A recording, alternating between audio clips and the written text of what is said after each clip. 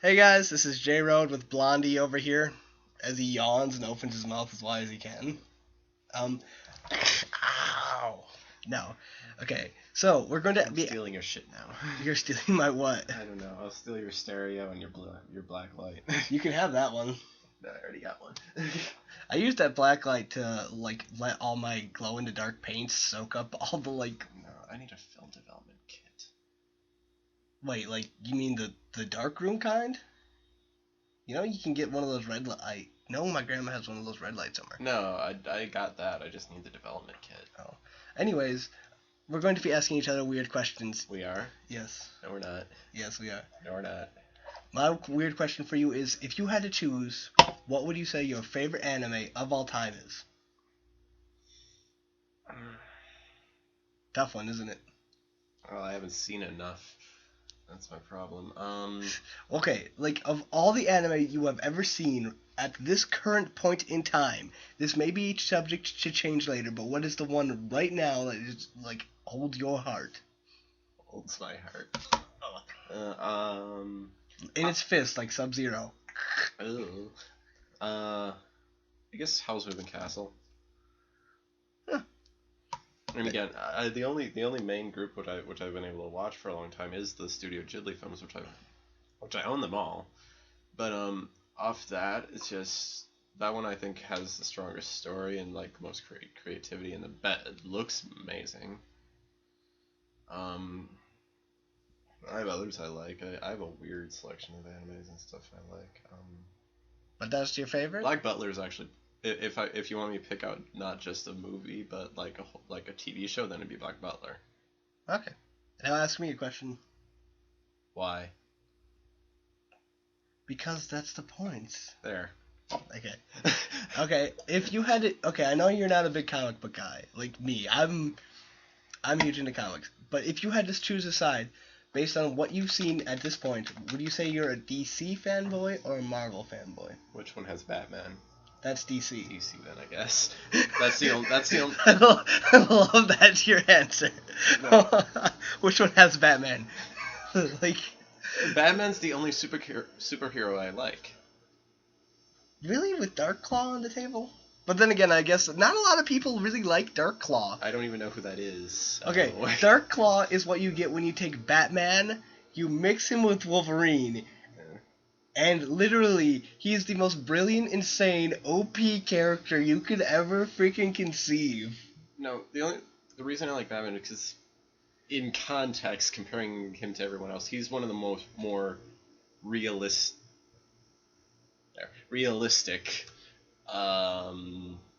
superheroes, because unlike a vast majority of other superheroes, and I know there's others that are like this. What about Tony Stark? But Batman is considered the definitive one that he was not given his powers. He had to work for his powers. He is still a human being. He can get hurt. He can die, and he has. Okay. Let me just stop you there for a second. Tony Stark, Bruce Wayne, and Oliver Queen, Clark Kent. 3 out of 4 superheroes agree the best superpower is money. Yeah, but again, my point is, for most of those though, it wasn't.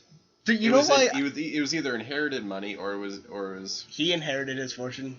A good portion of it, yeah, but he still worked. He still had to work for everything. The one thing I love about Batman is the fact that he doesn't really have a superpower. It's the fact that he's a super genius. Mm-hmm. And I think that's. Have you ever listened to his? I have to show you this one video. It's him saying all of his protocols, on how to defeat the rest of the Justice League, and my favorite is the ending one is Initiative or Justice League Defense Initiative, the Detective, or 007, codename the Detective. Bruce Wayne has lots of childhood issues. And he explains how to defeat himself to anyone who ever has to defeat him, which I always liked. And I just love how he's like, Diana, Greek warrior. Her weakness is you have to bond her to the ground in some form. I always just love that. No, but it's just Superman. Kryptonite would probably kill him. It's so cool. Like, he just goes through a list of how to destroy his teammates. And he's the only one that could destroy the Justice League entirely if he wanted to. Like, honestly, everyone says that Superman would kill Batman, and there is arcs where he does do that. Alright, well, that's off the topic. Now, if you had to choose any N64 game as your favorite, or, I'll give you the option of saying, what do you think the holy trinity of N64 game? Three? Yeah. Okay. Ocarina of Time, Conker's Bad Fur Day.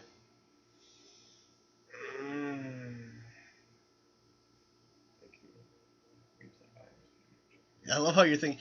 Mine is Ocarina of Time, Tony Hawk's Pro Skater, and GoldenEye. But then again, I also want to mention those are the three that I just got, and those are the one that I need is Conker's Bad Fur Day, which you freaking have it with the box and everything. I also have the manual, which is even harder to find. God, I wish I had met that 80-year-old woman with all the games. Yeah. Though I do have the original Duck Hunt with Mario Bros. You can find that anywhere. I know, but it's like the original, so it's cool. But I know it'd be Ocarina of Time, Conker's Bad Fur Day, and third one would be a toss-up between either Majora's Mask or Lego Racers. Ooh, I forgot about Lego Racers. That was a fun freaking game. Well, I think Ocarina of Time because it's I love how two of the three are Zelda games.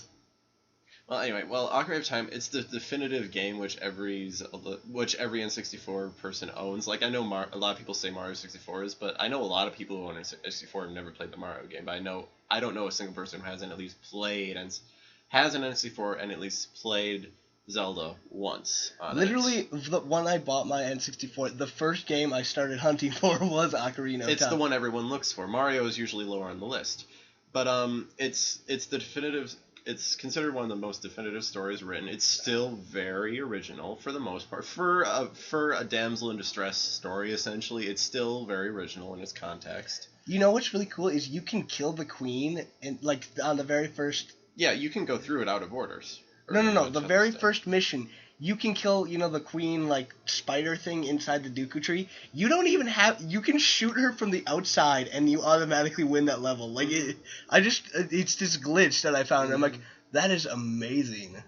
But but that one it still sends out. It looks like an anime now that it's aged. Like if you look at the game, yeah, the graphics and everything look very anime-ish, which I don't know if is intentional or not. But it looks nice. It still looks clean. And yeah, it's replayability. That's one of those few games where everyone can 100% complete it, but it's still difficult to do so. Okay, here's the sad part. The day after I bought it, I completed it in 3 days. Literally, I just sat down here. Oh my god, I forgot how much this game is awesome. Mm-hmm. It's enjoyable. All right, and then Conker's Bad Fur Day. No one really liked that when we were younger, but now that we're older, everyone wants that game. Conker's Bad Fur Day. Well, that's because we didn't know it existed. Yeah. It's not so much that we didn't want it. If we knew it existed, I'm surprised you didn't put Smash Bros on there. It kind of got pwned by Melee, but Conker's Bad Fur Day. Yeah, I think if we would have known it existed, if the internet had been grown up a bit more and it would have gone viral online, I guaranteed everyone would own that game. But because it was late in its lifespan, the internet was still young, so there wasn't a big following. And again, it was an adult game for a very kiddie system. It just took a while for it to realize that it existed. Okay. And then for my third, again, I'm still kind of stuck on that one, but I think I'll just throw out Lego Racers because I like that one so much more than Mario Kart, just for the fact that you get to create your own car. I know. And you know what's really funny? I had the actual Lego Racers Lego sets. Which one? The green car and the blue car. Okay, so you're part of it. I had a couple more, but I sold them a while ago. I have all of my Legos still. I don't care that I'm almost in my 20s. I let my brother play with all my I have the Harry Potter. I have Legos sitting right there for freaking sake. What? Okay. Whoa, dude. Not cool, brah. I dropped it. Okay, this is my snake. Basically, I took the dinosaur set and a Harry Potter set and made a snake with it. Lovely. Yes. He's eating the snakes. And the cool part is, okay, since one of my favorite movies of all time is Anaconda. Yes, I know it's a cheesy movie. Yes, it does not hold up that well. But come on, Ice Cube shooting a giant snake in the face in the Amazon with J-Lo. Come on, you gotta admit, that was pretty cool. And it even has, the sad part is it has better graphics and animation than some of the movies that they have now. Like, it has better CG. I think you have your nostalgia glasses on a bit high there. No. I have the movie right there. If you want to watch parts of it, I think it's because the monster is there. Like, it's a physical puppet that they have instead of Well, all old movies have that feel because they're actually there. Yeah, no, That's like what- it's that's why it's a puppet that's been touched up with CG. It's not just. That's why people like Have you Jurassic se- Park so much. Yeah, have you seen some Well, of the the first movie? Have you one. seen like that new werewolf movie? Or I don't watch new movies. Oh. Remember? Yeah. I don't watch new movies because new movies suck usually. Well, no, like the cheesy sci-fi ones, which are so much fun to watch because they're so bad. The last cheesy movie I watched was the Snow White Asylum movie. Snow White Asylum movie? You know the Asylum, right? Like the company, the horror movie ones? Mm-hmm. Yeah. They did a Snow White one, and it was weird. Huh, I'll have to check that out. It has dwarfs that have fairy dust, and it's odd. Okay, we're gonna Oh, continue this and in part lizards. 3 Why are you doing parts again? because it's 11 minutes.